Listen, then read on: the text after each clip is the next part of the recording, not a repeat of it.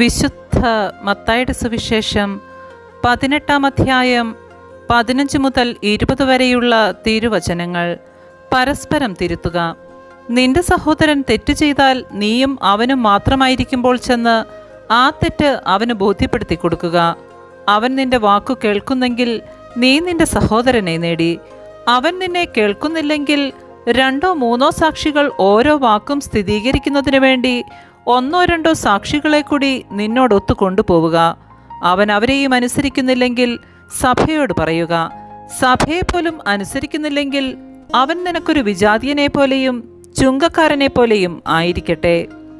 സത്യമായി ഞാൻ നിങ്ങളോട് പറയുന്നു, നിങ്ങൾ ഭൂമിയിൽ കെട്ടുന്നതെല്ലാം സ്വർഗത്തിലും കെട്ടപ്പെട്ടിരിക്കും, നിങ്ങൾ ഭൂമിയിൽ അഴിക്കുന്നതെല്ലാം സ്വർഗത്തിലും അഴിക്കപ്പെട്ടിരിക്കും.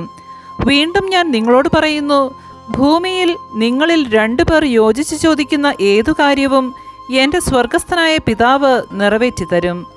എന്തെന്നാൽ 2-3 പേർ എൻ്റെ നാമത്തിൽ ഒരുമിച്ച് കൂടുന്നിടത്ത് അവരുടെ മധ്യേ ഞാനുണ്ടായിരിക്കും.